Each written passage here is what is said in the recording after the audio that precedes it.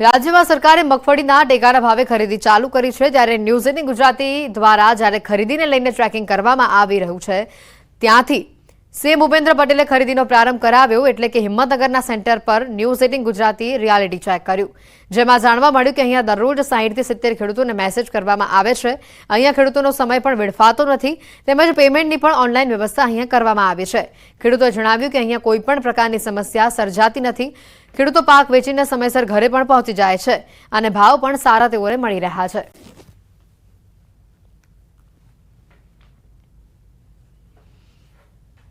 જે પણ ખેડૂતો આવે છે તેમને અગાઉથી અમે 50થી વધુ મેસેજ દ્વારા જાણ કરીએ છીએ અને તેમને ફોન દ્વારા પણ જાણ કરીએ છીએ, જેથી ખેડૂતો અહીંયા ઉપસ્થિત થાય છે અને તેમનો ખૂબ જ ગુણવત્તાવાળો અને સારો માલ અહીંયા લેવામાં આવે છે, તેની ચકાસણી કરવામાં આવે છે।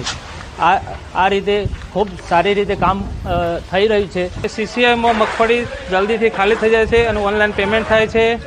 આ બધું સીસીઆઈમાં ફાયદા વધારે છે। અહીંનો સ્ટાફ પણ સારો છે અને કામ પણ સારું થાય છે। ભાવે માર્કેટમાં 1100-1200ના ભાવ પડે છે, અહીંયા સીસીઆઈમાં 1355ના ભાવ મળે છે।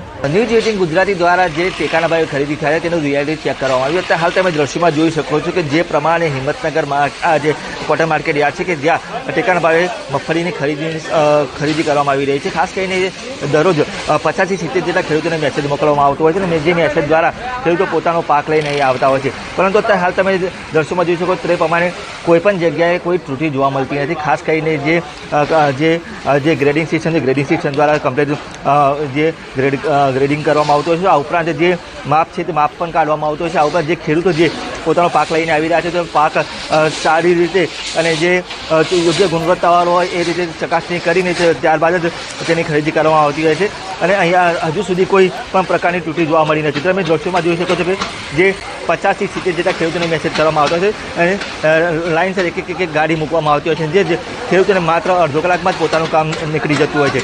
એટલે કે કહી શકાય કે જે ખેડૂતોનો જે સમય છે સમયનો બગાડ પણ થતો નથી। આમ અન્ય માર્કેટ જે ઓપન માર્કેટ યાર્ડમાં જઈએ તો તેમને ભાવ પણ પૂરતો મળતો નથી, પરંતુ અત્યારે સરકારના ટેકાના ભાવ જે બાંધેલા છે એમાં એમને વધુ મળી રહ્યા છે। ખાસ કરીને અહીંયા આ જગ્યાએથી જ મુખ્ય પ્રજાને જે ટેકાના ભાવથી ખરીદની શરૂઆત કરવામાં આવી હતી અને ત્યારથી જ આ માર્કેટ યાર્ડ અત્યારે હાલ તો ધમધમી રહ્યું છે। મોટા પ્રમાણમાં જે ખેડૂતો છે પોતાનો પાક લઈને વેચવા આવતા હોય છે, જે ભાવ પડતો હોય છે તેના કારણે ખેડૂતોમાં અત્યારે હાલ તો ખુશી જોવા મળી રહી છે।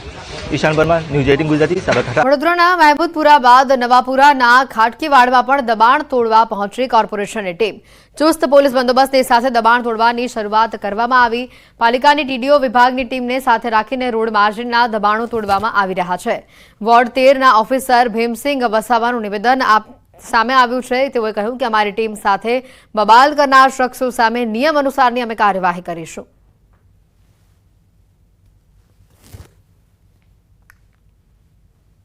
નવાપુરા વિસ્તાર આમ તો સંવેદનશીલ છે જ, પણ જેમ કમ્પ્લેનો છે ને જે પ્રમાણેની કાર્યવાહી કરવાની છે એ હાયર લેવલથી જાણ કર્યા મુજબની એની અમારી કામગીરી હાલમાં ચાલુ છે ખાટકીવાસની અંદર।